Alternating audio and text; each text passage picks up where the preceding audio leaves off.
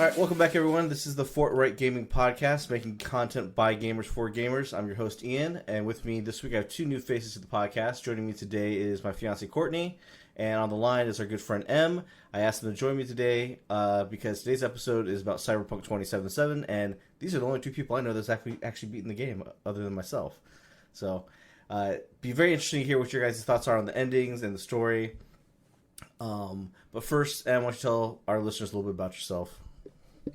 Oh, hey. So, hi, my name's M. When you learn the alphabet, you learn my name. It's really simple. 13th letter.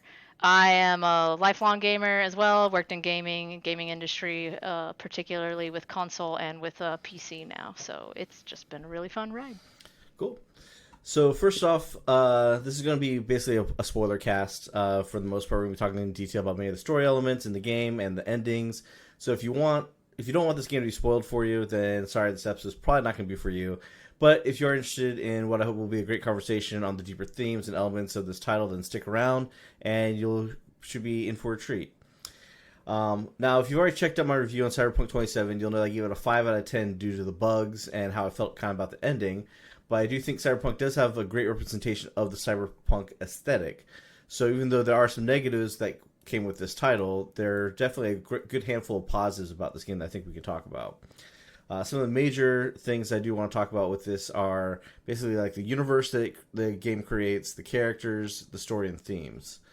So a little bit of background on that is the universe is a continuation of the tabletop universe that was created by Mike Pondsmith back in 1988 for the tabletop game called Cyberpunk.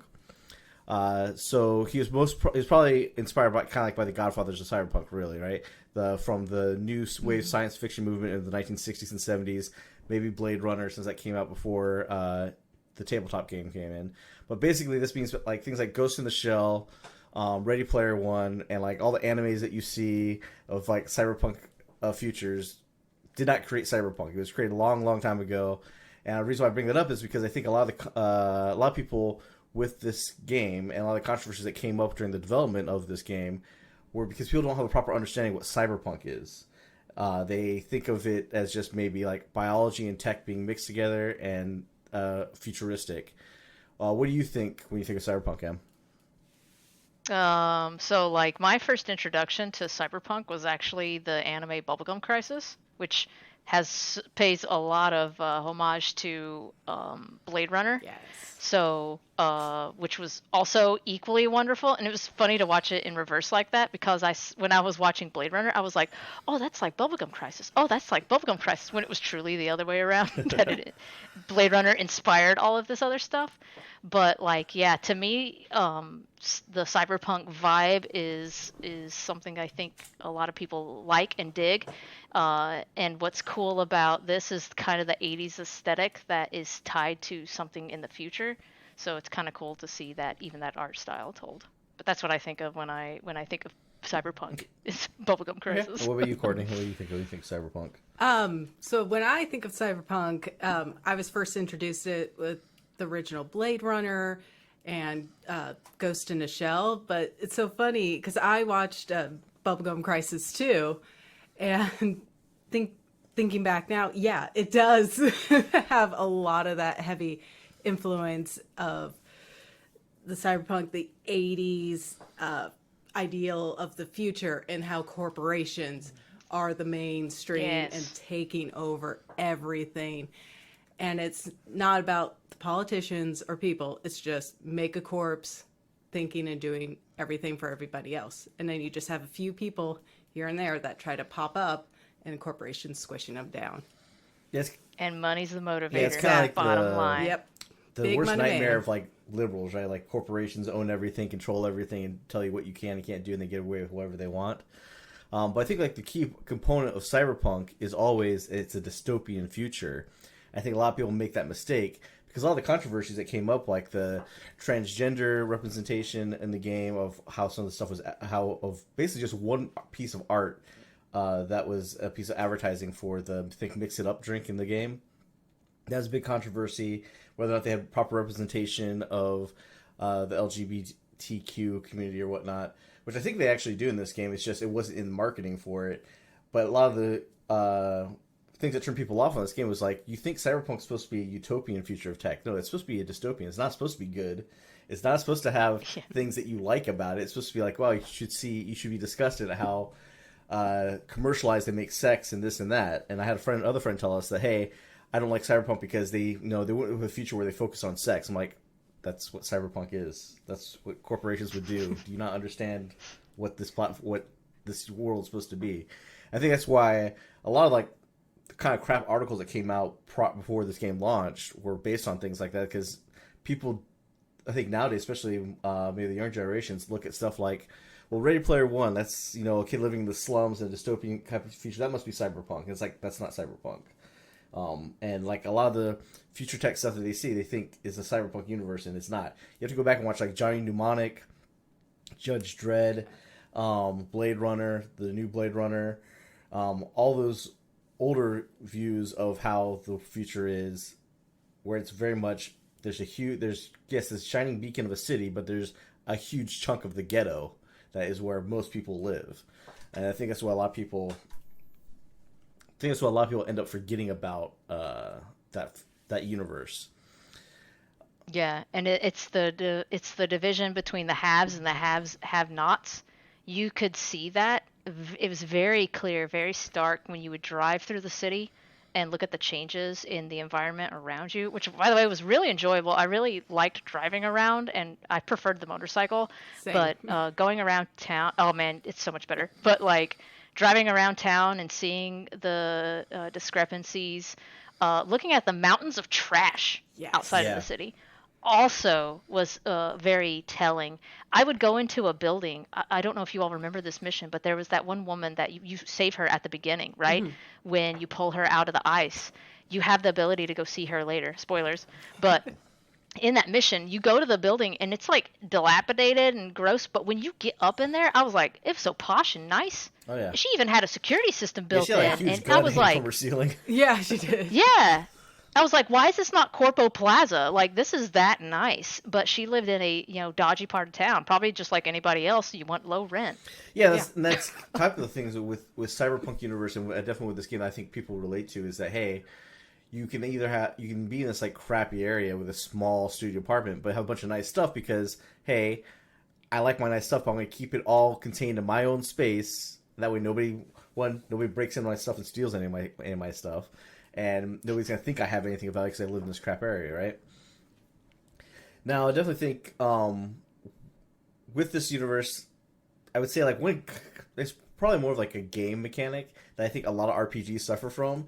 And it did stand out like crazy in this game, which is what I call the ass-kicking outfit syndrome. Oh, God. Where basically, you have to wear the most ridiculous-looking outfit that has all the best stats. And people comment on it, too, I feel like. Because remember there's one quote, the guy's like, you don't look like a merc. I'm like, yeah, because I'm wearing like a beanie with rabbit ears and a tube top and shorts.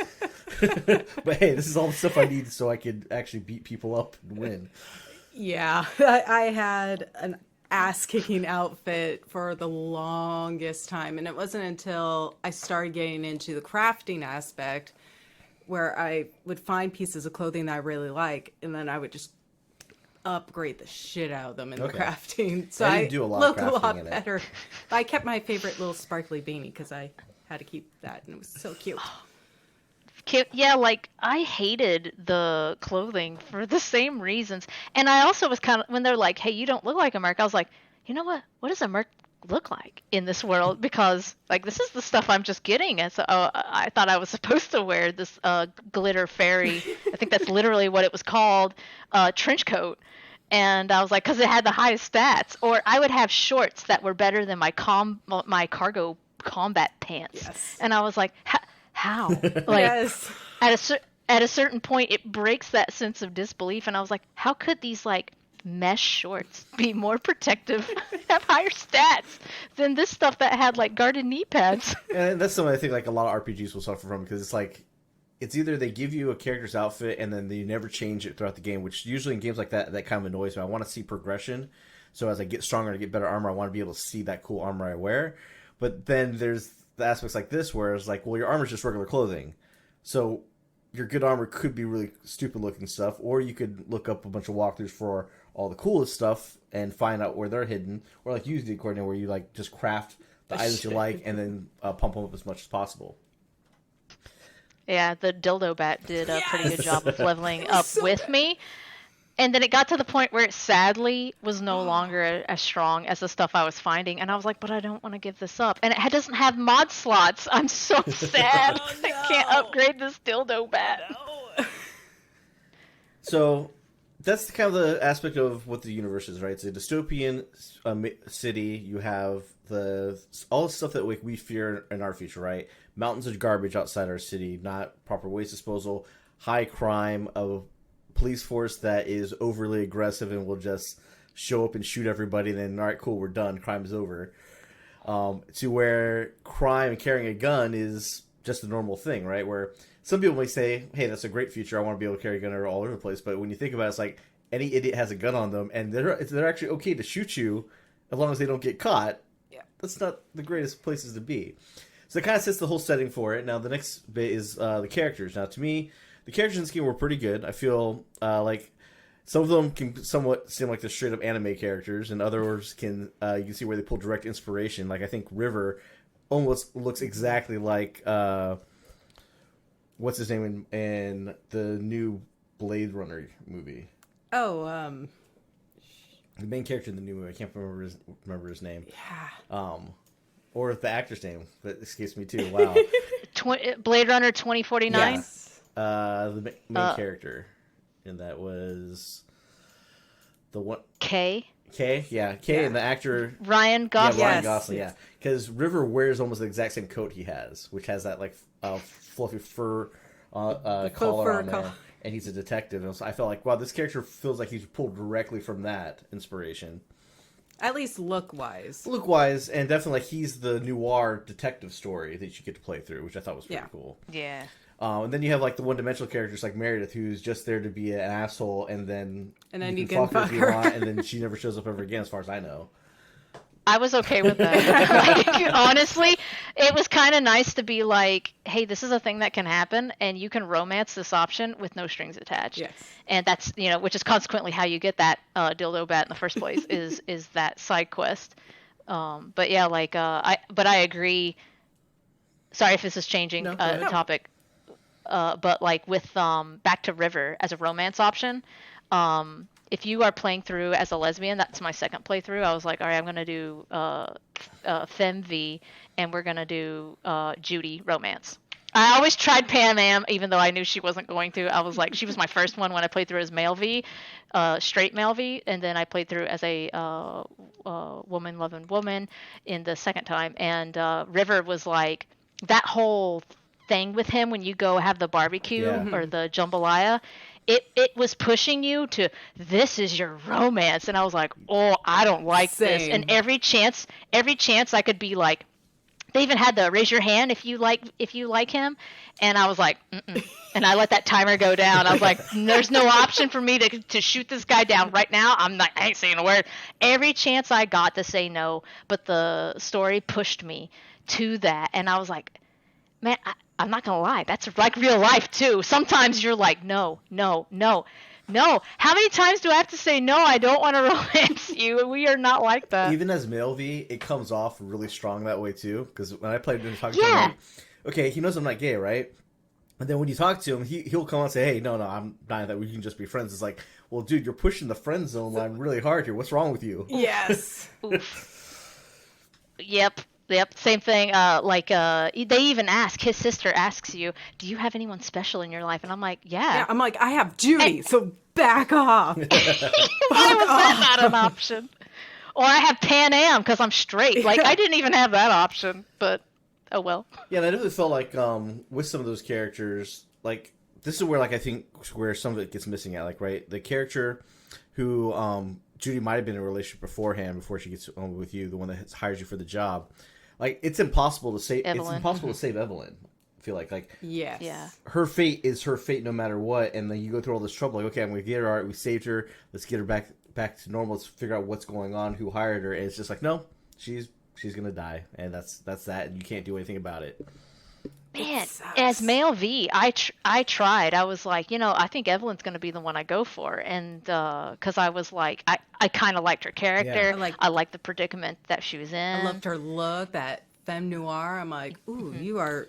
And that's where I think why I gave it such a low review is one of the things I feel like in the game is that I feel like there's threads there, whether they intentionally cut them off or not. It feels like as if they just got cut off because of time constraints. And it's like we're not going to explore that, so this is what happens here, and then you're done with it.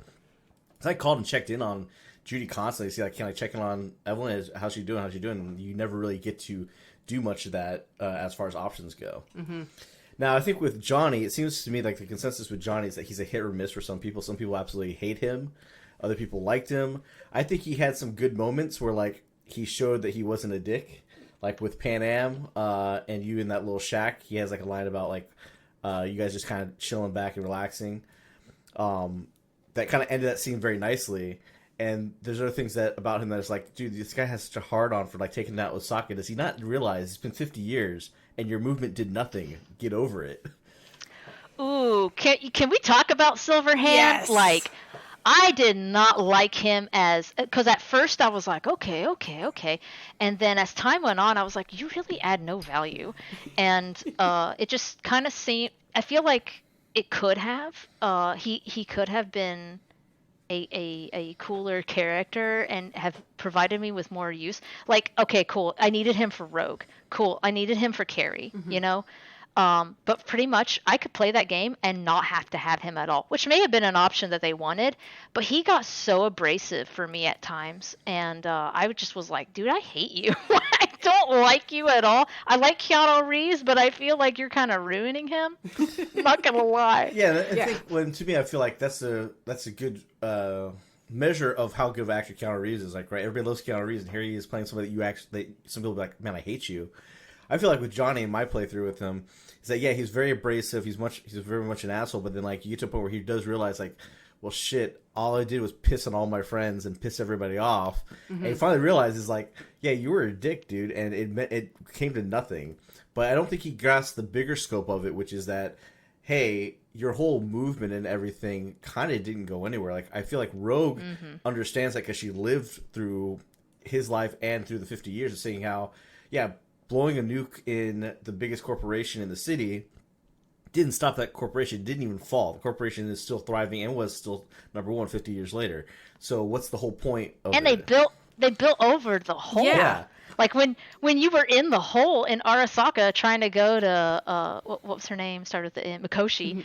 It was like they were like, wasn't this where the nuke went off? And they were like, isn't this place full of radiation? I'm like, wow, they built a tower on top of the hole you made. What a in your face. Yeah, like it didn't do anything. I don't feel like Johnny ever gets the realization that that's that his whole pushing for, hey, when you get revenge, when you go after Arasaka, like he never gets that closure of like, well, this was for nothing. So it makes the very ending mission like, well, this guy's just pushing me for revenge. That's why I do like that they give you the option of, you can sit there and say, no, fuck this, and just shoot yourself and have an ending happen that way.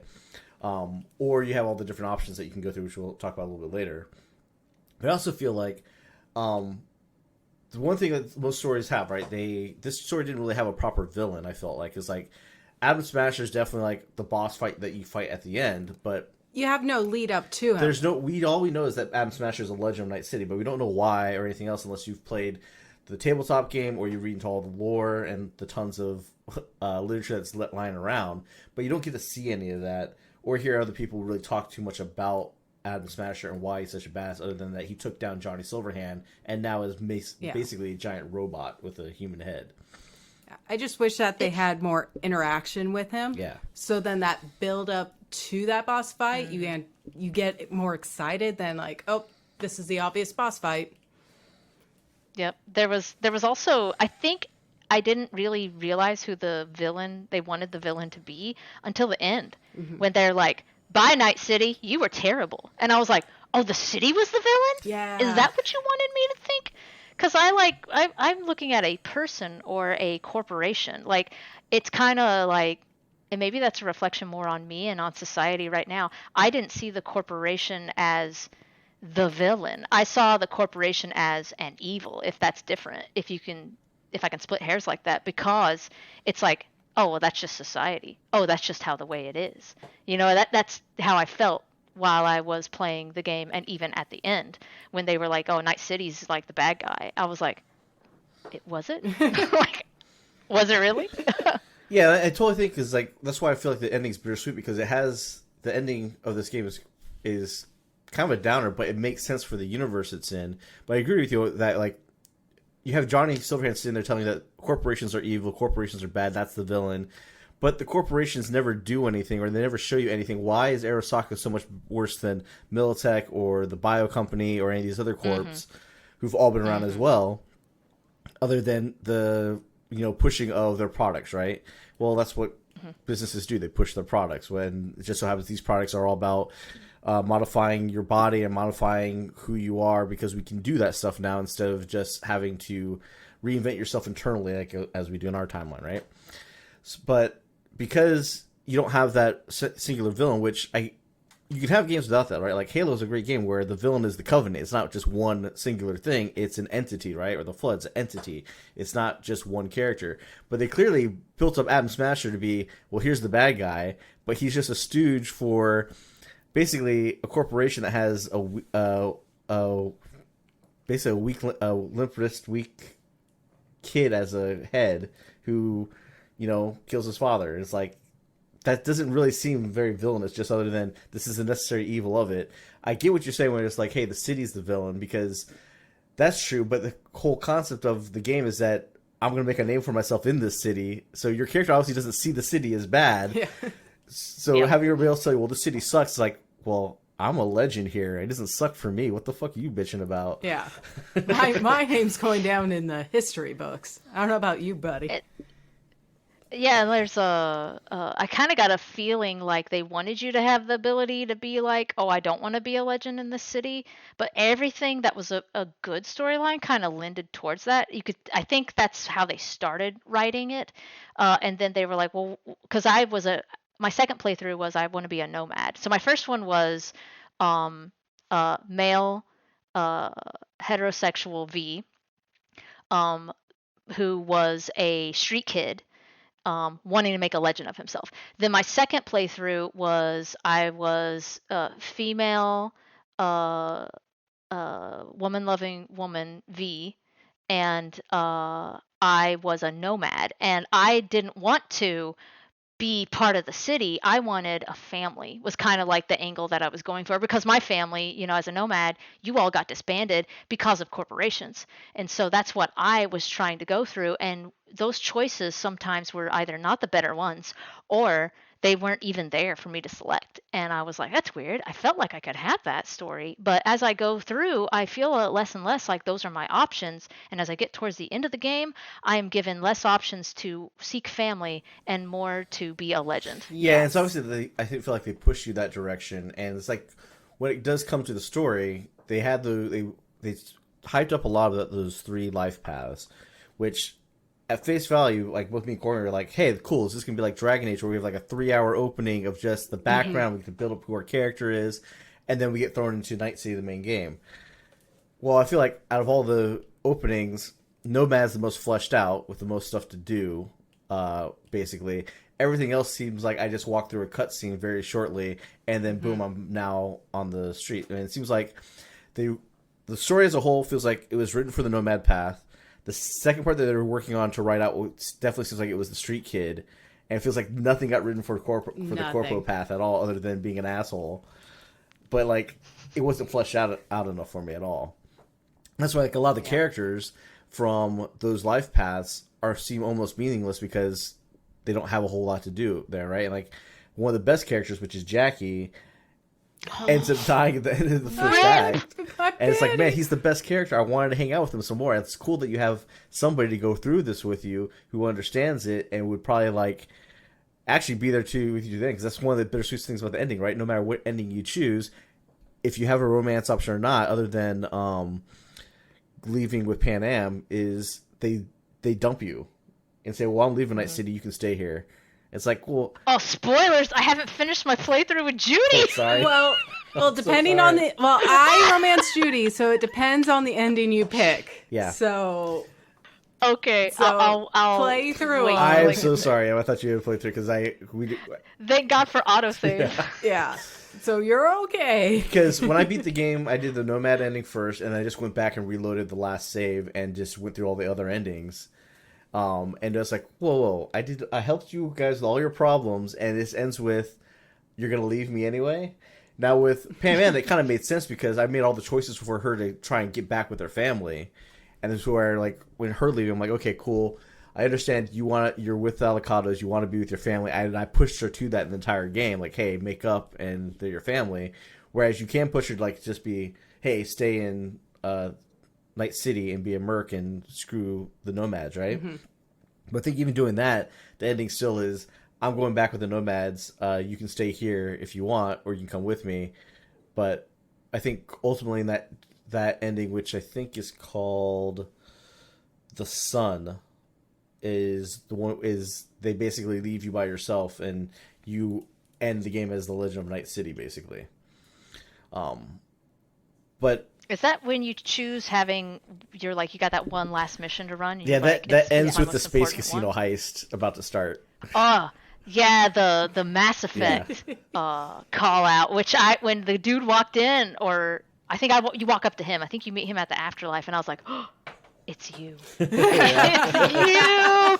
And I was so hype. I was like, dude, if there's a Mass Effect combo, like, Yes. oh, dude, I'd play that game so hard. Oh, definitely. And oh man, and you know what? I kind of hope this goes the way of Nier, because like that was a joke ending for was it Drakengard 3, and then boom, you have Nier, which is a like phenomenal game series. If you have not played Nier, like Replicant, Gestalt, or Automata, do it, man. It's so good. Groundbreaking game. It's one of those games that it cannot be a movie. It must be interactive. It is core to the game and the story. But like, if Mass Effect and Cyberpunk could have some kind of like hybrid love child, I would be all about Oh, that. definitely. And just as long as they take the time to finish writing everything for it. Yeah. You're right there. Yeah, that's.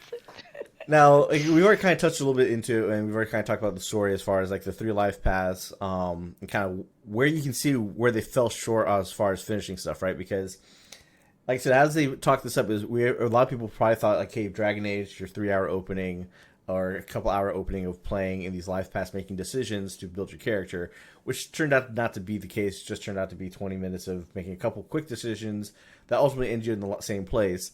And then they do the one thing which I hate when storytellers do this. It's like, cool, here's this montage of you meeting people and doing things, and we're not gonna let you play any of that. We're just gonna give you a montage. Like, let the first act be me doing that stuff, and end with the heist mission that ends Act 1. Versus, here's Act 1.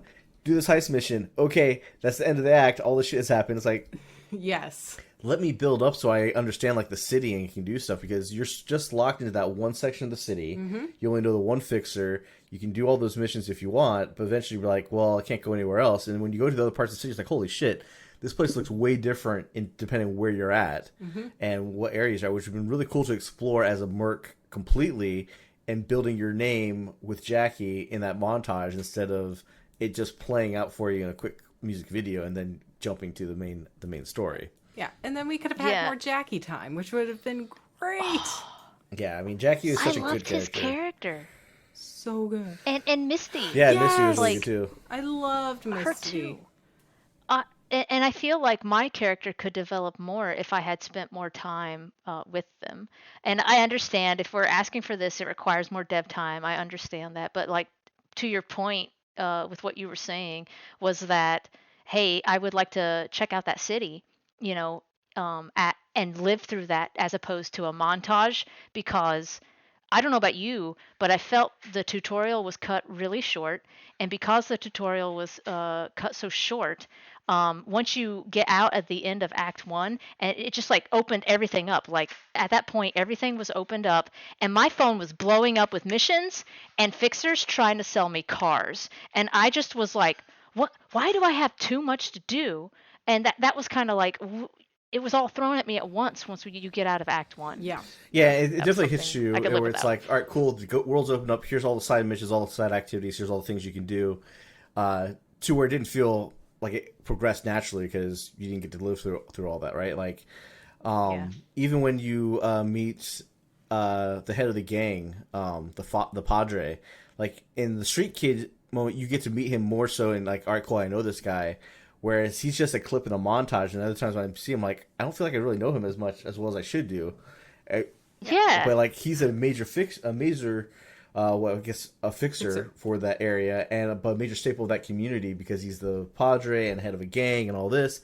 But you don't get a lot of that unless you do the Street Kid opening, where they clearly show that you have a past. He knows who you are. You came back to the city and all this other stuff.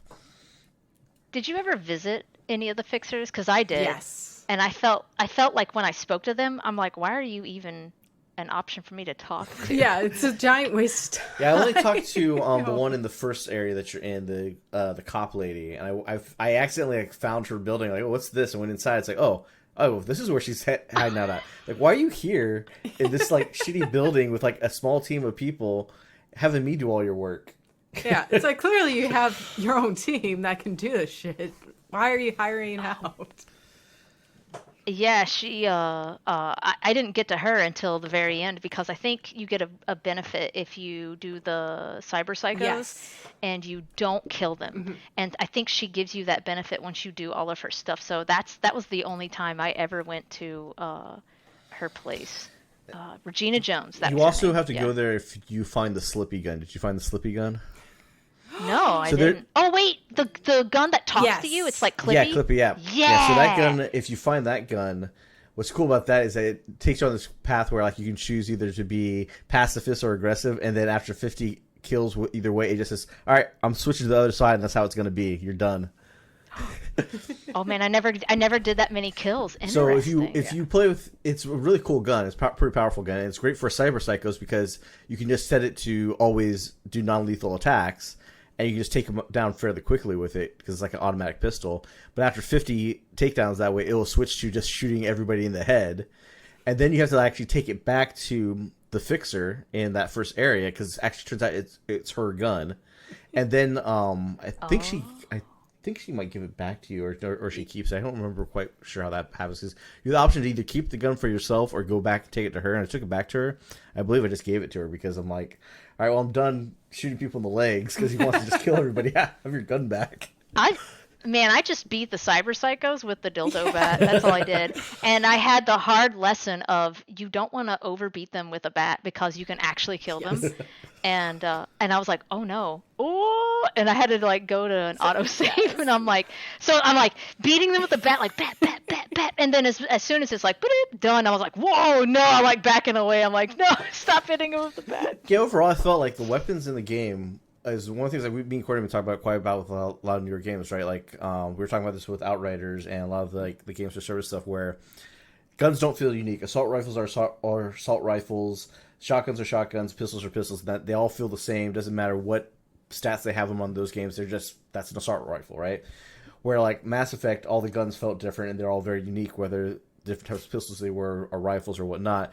Cyberpunk does the same thing, where it feels like all the weapons do something different. And if you found like a legendary weapon, yeah, cool, this is a rifle, but I noticed this rifle shoots through everything, and I can keep people behind cover with it versus, it's just a regular rifle. And like the Slippy gun works out different than the regular automatic pistol does, and like those things make the world even more livable and more unique, which is something that's very nice to see. So like the problem with Cyberpunk is like there's a lot of attention to detail on the little things, like the side quests, the cyberpunks, or the cyber cycles and all that stuff was really done well. It's feel like you rush through the main story, and I got like a lackluster main theme throughout the game, and not this cool world that I was like living in at the time. Yeah. Yep. Okay. Yep. All right.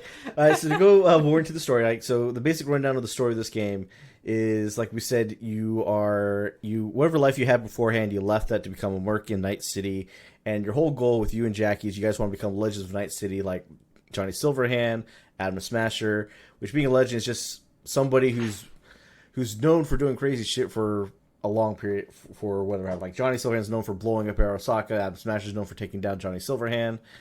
You have the head of Arasaka, who is known as a legend for what reason we don't know. He's just the head of a corpse that's lived forever. Just accept it. Basically. Corporation rules. Corporation. But basically, would have been cool, like, instead of having montage and live, if you could live the life as a merc and build up your own rep as a merc before jumping into this heist mission, which introduces you to some more characters. But basically, you end up in a heist that ends up having you robbed from the head of the heir of Arosaka, so not necessarily the CEO, but like the next in line, and you end up witnessing a patricide, basically him killing his father. You get tagged for the murder.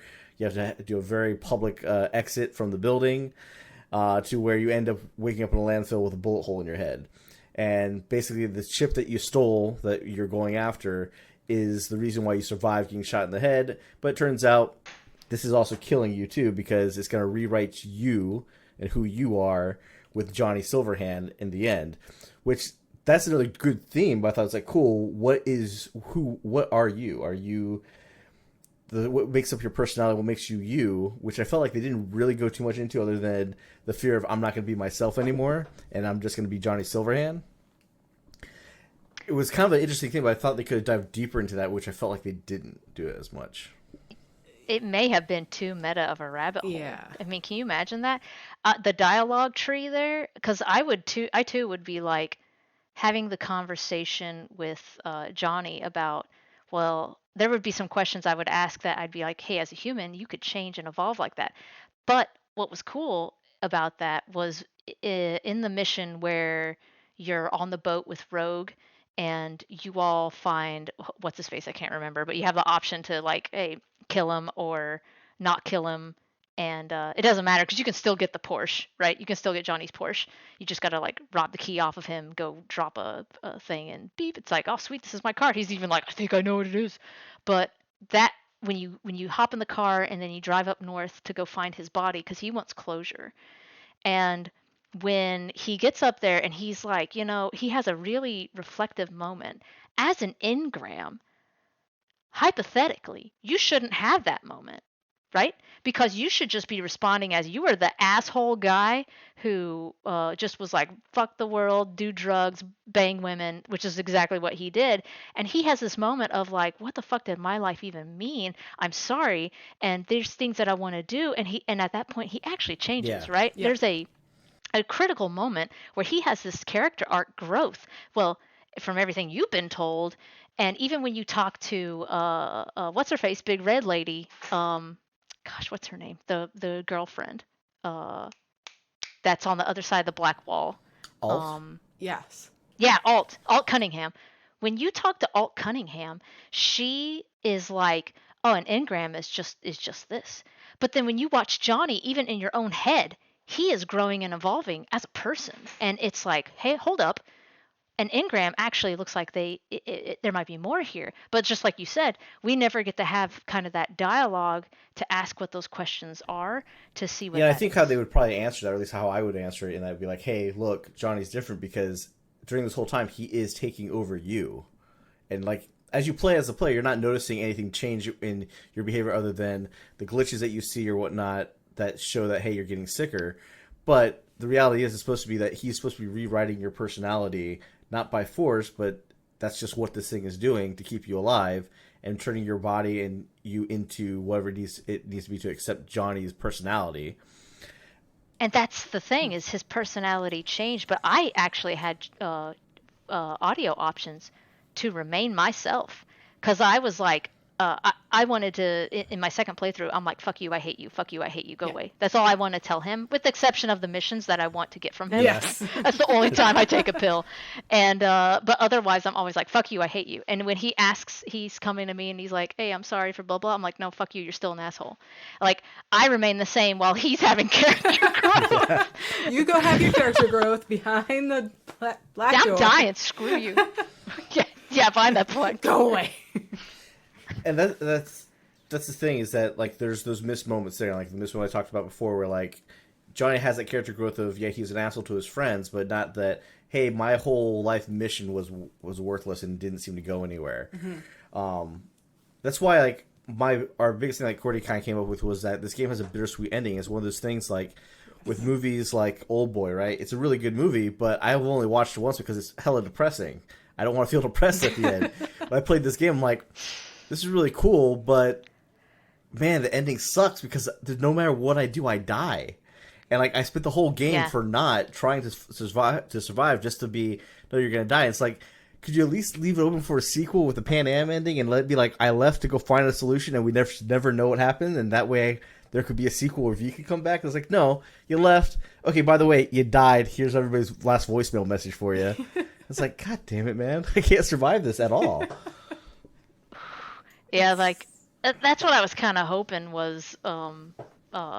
Like when you're on that, so for the good ending with Pan Am, when you leave, if she's your romance option, and you're on the tank, or whatever the Panzer, it's not really a classic tank, but it was called a Panzer, but it's a tank, and you're driving, and you all sit on top, letting it be on autoplay. It's like, hey, we got 6 months, and she's like, we're gonna try to find. I know a guy. We're gonna try to find a solution, and then they both like kind of stare off into the future, which we can't see, with her resting her head on his shoulder or something, and they're just kind of like, and this is how it is, fade to black. I want to believe that they find something for V. I would love that. I am in my headcanon, since they don't really resolve it cleanly, I'm going to pretend that's what happens. I would love to play that.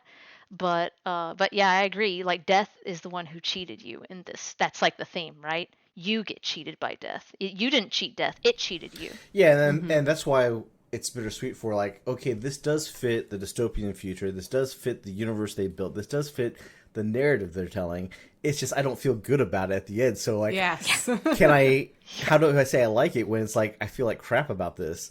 And that's just, that'll vary from person to person. People are like, oh yeah, this is really good. Where like for me, I'm like, I like to have hope, at least hope or something at the end of something. I don't like things to be. I don't like when you have a theory or you take a story and you tell somebody, oh, all that stuff you just did was for naught. It's not going to work out for what your goal is. But then again, that is the point of life, right? Everybody's out there chasing something, whether it's money, happiness, love, whatever. And in the end, either they get it or they don't get it. But in the end, it's not what you're going after. It's the journey you took to get there. Yeah. To get to the end of V's life, you became a Legend of Night City. You did all this crazy, cool shit. You blew up Arasaka. You destroyed their corporation. Did all this, but you don't get your happy ending. But the silver lining is you look back and like, well, look at all the stuff I got to do. Yeah. Which I think that's maybe the deeper point that they're trying to get through that maybe a lot of people will miss, is that that's the human condition, right? You're always wanting an end goal or a reward or something that you're driving for. But in the end, when you get that, you may not be satisfied with it, and you may think very bitter about life that you lived, but you're missing the whole point was, what did you do to get here? What are all the memories that you had that you went through? And that kind of ties into the fear that V has, like, I'm going to forget who I am. I'm suddenly going to wake up one day and I'll just be Johnny and not have any idea about what I did. The interesting thing would be if Johnny remembers you, which he does. If you go through the ending called Temperance, where you go off with Alt and you give Johnny your body. Yeah. Well, the last thing Johnny does is he goes to he got a grave for you and goes and puts the bullet that went through your head, talisman, into that grave and then leaves the city. Which opens up a bunch of other stuff which would be interesting, but it's like, I don't think Johnny Silverhand was fleshed out enough as a character where I would want to play as Johnny Silverhand in another game. Yeah. I feel like, cool, he's going to go off and like, he's definitely going to try and find something else to do with his life, still have music in it, but he's no longer obsessed with a corpse after everything what we did. He's just leaving the city to do whatever. In your case, Gordon, he's going to go get a sex change, apparently. Yeah, so if you play female V and do that ending where Johnny takes over the body, he makes a comment that he's not going to have V's body or face anymore. So I was like, that's really bad. Where it's like, where you look at this, like, is that insulting? Or it's like, no, that makes sense for somebody who maybe trans or whatever. They don't feel right in the body, though, and they have the ability to change it. They'll change it, and that's what he's going to go do. By the way, when you like, there's some seedy sex shops, and then there's some like nice ones throughout Night City. And when you go to one of them, they have a body, and it has all of the parts, and they're like modifiable, and they have like drawn lines and stuff around it to show you, hey, you can augment all of these parts. Like this is just something that you can like plug and play, right? Like, and I was like, wow, commentary on the human body. And all this is facilitating the human desire of like when you want to change your hair color, when you want to change your eye color, when you want to change. It's like, imagine if companies facilitated your ask and desire to do that. And which was very thought provoking for me. It was also kind of cool to be like, yo, you can do whatever you want, like, and which was a bit freeing. But at the same time, it was something that made me just think on a deeper meta level about being allowed to be happy in your own skin, and how that would manifest. So, because I feel like a lot of there's outside pressures that help push you in one direction or another, but there's also, like you had mentioned, the inside pressure of like, hey, I'm not content with who I am, and I would like to change this. And that might be the thing with why this game, I feel like, is successful but also fails, is that maybe Cyberpunk is just too big of a concept and the themes that you can't tackle it all in just one 60-hour game or whatnot. And even if they made like Witcher 3, where it's like 300 hours or more or something, I don't know if they'd be able to cover it all very well either. It's because a lot of it's really meta, where like you're not going to get a lot of it unless you either relate to it or you can see the struggle that other people have currently with those things. And there's a lot of people nowadays that I think they can learn a lot from a game and like the universe that's created here. But the main story, if you just play through that, you don't end up learning a whole lot. You don't end up getting a whole lot out of that. I will say this, one of the other endings in here called The Devil, which was probably one of the most annoying endings. I just wanted it to end because you have to keep doing the same task over and over in the science lab. Yes.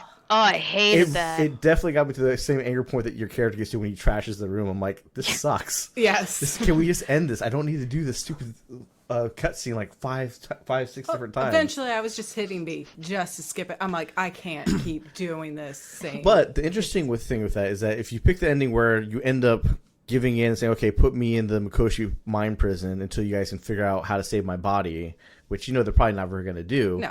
is depending on what you do with Jackie's body at the end of Act 1. If you send Jackie's body to the Ripper dock at the end at the end of the game, when you go into Mikoshi, you actually see Jackie on the rooftop with you, and then V's like, Jackie, what are you doing here? What's going on? And you never get really answers to that, but it seems like, Aristocus took his body, they put him in that prison, he's still alive in there, and that's why when I did the devil, I'm like, I'll go do that and join Jackie, maybe we'll figure out a way to get out somehow. Oh, that would be so cool. Yeah. Like, it's like, yo, dude, in death, our first heist is to get out of this prison and get back into a body. That would be so dope. Oh, man, I'd play that. That sounds cool. I'm really sad to hear that wasn't... Because, like, moral me, my morals was like, oh, no, I'd send him to his family. And that's the thing, is my first playthrough, I sent him to the Ripper dock, and I got that. The second one I sent him to his family, I was like, well, the stuff with the family and his funeral is a much better story piece than this little bit of viewer, hey Jackie, what are you doing here? And Jackie not even answering it because it's kind of just like a weird vision. But it's like, oh crap, he's in there too. We got to go rescue Jackie if we could. That's more of like a side piece that the player would more puts together themselves versus the funeral that they have for him, and then going through his apartment and all his stuff, and that grows your relationship with Misty and his family and that community a hell of a lot better than it does than just this little tidbit that happens at the end. Yeah. It was also cool, by the way, the language, the ability, because in the funeral, a lot of people would speak in Spanish. You're able to just translate right there on the fly, which I thought was really cool. I wish I had that in real life right now because of, you could travel and see that. Oh, God, I'd love that. It'd be great to know how the subtitles are thing. Except for, like, I made the mistake of, all right, cool, I turned off the subtitles so I wanted more cinematic experience, and then when we got to the Aristocrat part, I'm like, I gotta turn them back on. I gotta know what the fuck they're talking about. It's like, I don't speak Japanese. I don't know what's going on. You need to practice your Japanese. And my character's acting like he understands what people are saying. I'm like, God damn it, he can see the subtitles and I can't. I need to turn these back on. And you need it for Evelyn, right? When you're doing the voodoo voice, and they're speaking Creole. It's like, I could tell it was French, but I'm like, I can't. It's a weird French. What is this? And it took that to understand what they're saying. Now, so you haven't gone through all the endings. So we talked about the Sun, which is the casino heist ending, the Devil, which basically either you end up in the prison or you can accept your fate and you get returned to Earth and you just die. Temperance, Really. Temperance is you just give Johnny your body, and he has a kind of a nice ending where he has a relationship with a neighborhood kid. He buys him a guitar, and like goes off on his own journey. Which that's if they do a sequel, they might follow that. And then the Star ending is where you leave with Pan Am and all that. And what I really liked was depending on how much of the side stuff you did, the voice messages that you got during the ending credits were really cool. Yes, I love where those. everybody's calling you, say, "Hey, how's everything going? I know you left. What's going on?" They don't know that. I feel like in Pan Am, it's like I feel like there's definitely with her phone call, like there's something that happened that you died. But I can totally see from where you're looking at and where it's like, no, maybe I did live, and these are just voice messages that I'm reviewing. Where I saw it as, oh, I died, and these are all the voice messages I haven't looked at yet. I didn't see it as you dying. I think it depends on how you view it, but I think for me and Em, we just saw it like this is our regular voice message, and unless you did die, like in Johnny's ending or the Corporos ending is what I'm calling it. Those 6 months of you living, that's when the voice messages come in. And then, except for the suicide ending, which those messages were so tough. Especially Judy's. Oh my God. I started crying. To what you were saying, though, about the Pan Am piece, and why I didn't feel like it was death was because she said, "Hey, I can't come home tonight. We're stuck out, but I'll make it up to you, I promise."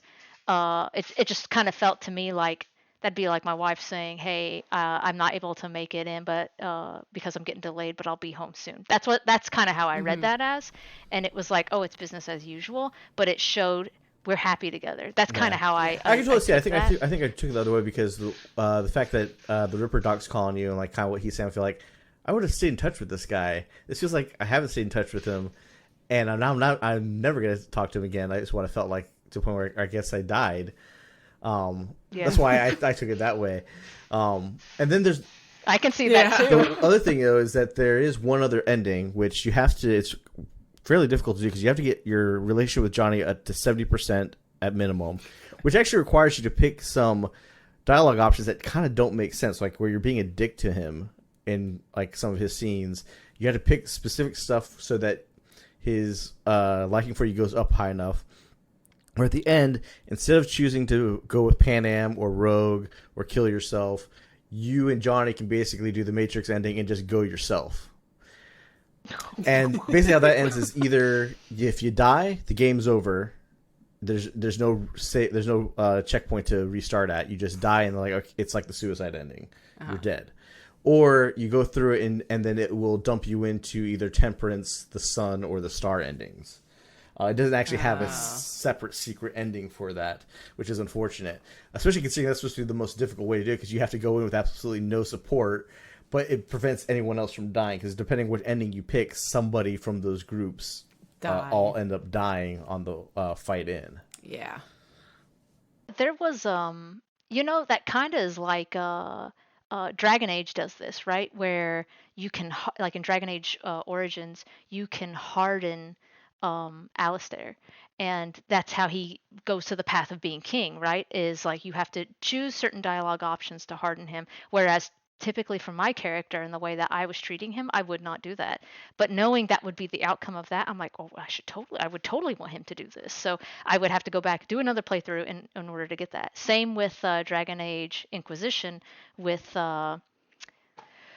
oh man, I love her. She's the bard. I forgot her name. Liliana. Redhead.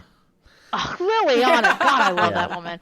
Forgot your name. Forgive me. Please forgive me. You are my romance option always in Dragon Age. But she, same thing. You had to choose certain options of softening her also, because if you hardened her too much, then she would just go ham, like full tilt, and then she was basically like this tyrant over the church.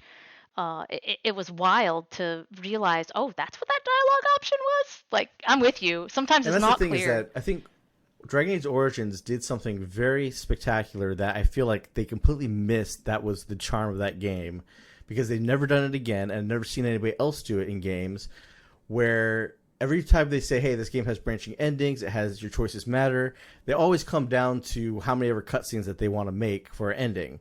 Where Dragon Age had things Yep. where it's the only game I've ever been in where I'm like, okay, well, here's the proper military decision. Let's keep this guy alive who we've been fighting to make, but he'll still die by becoming a Grey Warden, but we'll use him as an advantage. And then your best character says, well, if you're going to do that, fuck you, I'm done. And takes all his shit, including all the armor you gave him, and leaves. And you're screaming, dude, that's all my no. best armor, give that back. He's like, no, I'm done. And he's gone.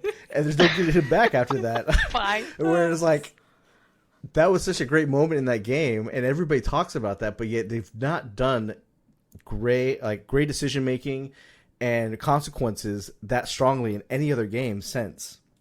I feel like where it all comes down to, again, kind of like with the theme of Cyberpunk, is corporations and businesses getting in the way of saying, you have a deadline, you have this, we have to make this much money, we spent this much money, get your shit out. Oh, the fans are complaining that we delayed again, we can't delay again. And like, it is BioWare's fault of all this because of them listening to people changing Mass Effect 3 ending that everybody opened up to listening to the customer too much, where I feel like, guys, this is art. Make your art how you want. Screw what the customer says. Either they'll like it or they don't. You don't have to go and listen to every whim that everybody online starts saying, because that's how we end up with stuff like this, where it's like, well, here's 6 possible endings and 7 different routes to get there, but these routes will all get to these different endings no matter what. Yep. Same with Game of Thrones. They listen to the Yes. community, and it's like at a certain point, you should take that and be like, I'll consider it. But sometimes, if you're not the kind of person who can weigh that against your own original vision, you may not want to open yourself up to that, because it ultimately created a like that series could be fundamentally amazing, but because of what they did, they made very poor choices, but it was within the interest of trying to appease a vocal probable minority, actually. Yes. You know, like it was just not they just did not read their fan base, and like you said, it was like, do your art, they will follow. If they don't agree right now, it's because they can't see what you see, so trust it. Yeah, and that's go the whole with it. thing. When it comes to art, some people are not going to like it, some people are. And the problem, like with the game industry in the whole, is the fact that we have too many business people making decisions and pushing artists to do things faster than they probably should. Now, 8 years of development for Cyberpunk is a long time, but clearly they spent way too much time in the brainstorming section of that planning, and then when they got down to actually making it, they didn't have that much time to build it.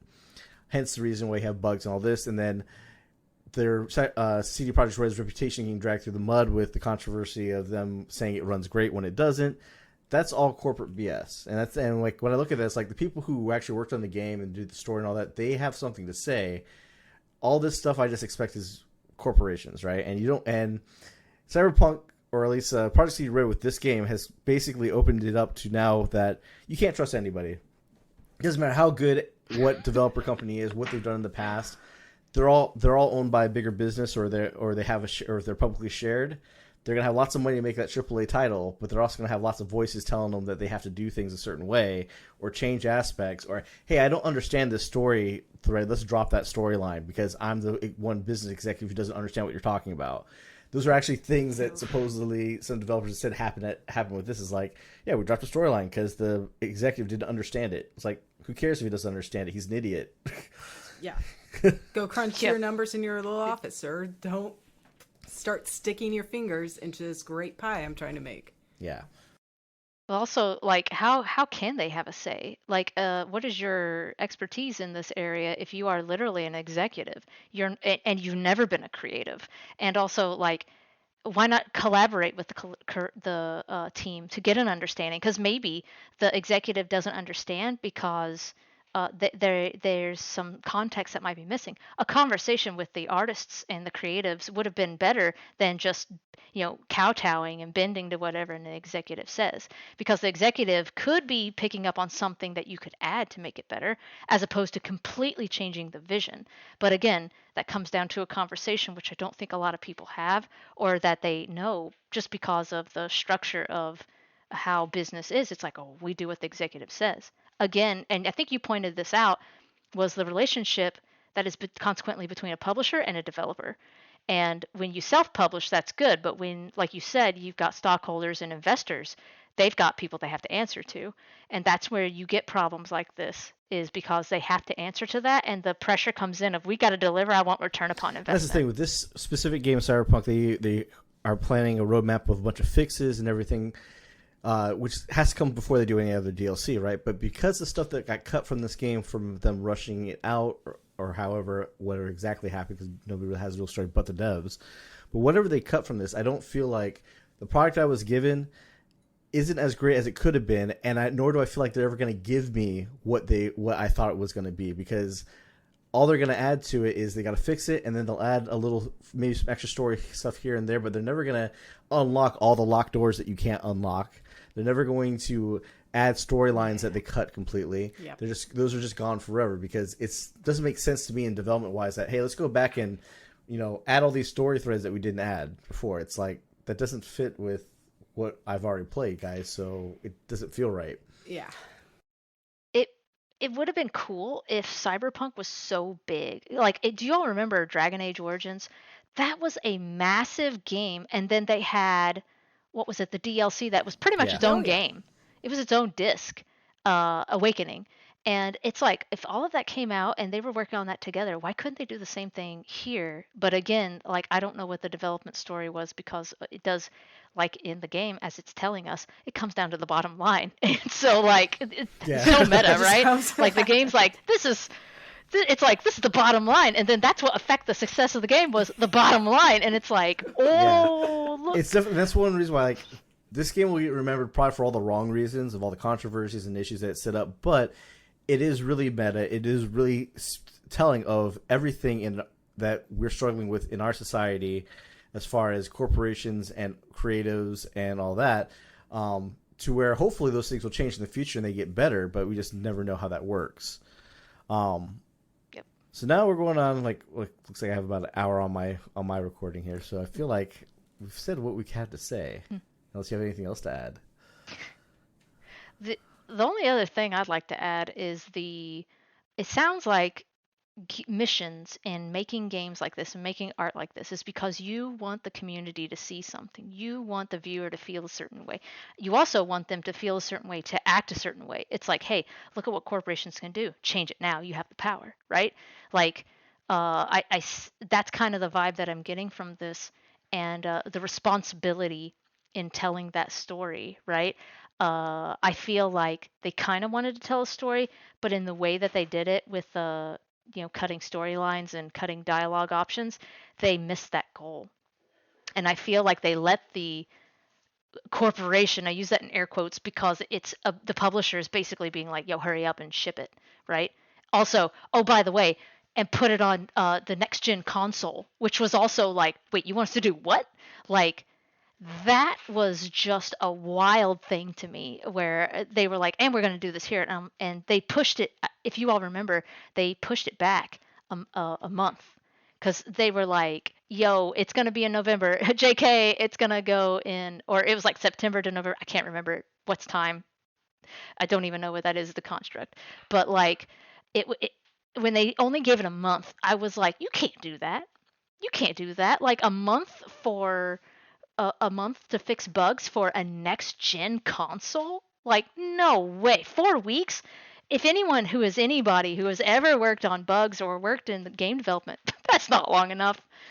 So it's kind of like, what's the real reason? And also, why not stick to what they said was true, which was, it's ready when it's ready. I will never forget that. That was so groundbreaking for like game development. I think that was the E3 announcement. Hey, that was at when the they Xbox first announced one. it, like, hey, this is coming and it's going to be done when it's done. It's like, yeah, cool. CG Projekt Red, we're totally cool with that. But then what happens when they kept doing delays, right?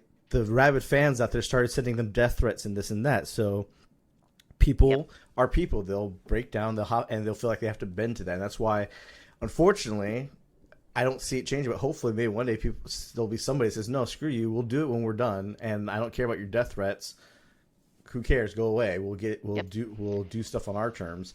Where nowadays everything's kind of falling apart on that, and it's more so we gotta give the fans what they want. Give the fans what they want. It's like fans don't know what they want. Stop listening to them. They keep saying things that are good are bad, and things that are bad are good. So just give them art and let them make up their mind, and don't sit there and try to kowtow to what they want, because if you do that, you're gonna end up with stuff that's ultimately broken and weaker. Where like, if you listen after listening to this podcast, it sounds like we both everyone here really loves this game, but yeah, again, I gave it a 5 out of 10 and said, hey, you need to wait till all the bugs are fixed to play this, because the end product was not great, and it's because of everything that they're talking about in the game that makes life horrible for this industry, or any creative industry. Until they get things like guilds in place and stuff like that, maybe those things will change, but you just never know, because right now tech industry is ruled by business and not the other way around. Yeah. Yep. All right, well, that's our show. Thanks for listening. Please remember to like, comment, and subscribe. Please visit us at forthrightgaming.com. We have reviews there, this podcast, other content made by gamers for gamers. You can also find this podcast on all platforms where podcasts can be found. I also stream every Friday and Saturday on Twitch at Found at the End. So please feel free to check that out as well. Em, is there anything you'd like to plug? So like, if you like art, you can find me on Instagram. I'm Ambitious Icarus. That's you can find me there. If you just want to follow some of my opinions on stuff, I'm definitely over on Twitter, the 13th letter. So that's where you can catch me. I'll also be at GDC. I do some talks at GDC, and also in the International Game Developers Association. If you want to find me there, I am the leader of one of the special interest groups called Allies. So it's about how to make everybody a better ally for one another. So you can also find me there as M. Rollins. All right, great. Yay. So thanks for listening, and we'll catch you guys next time. Later. All right, have a good one.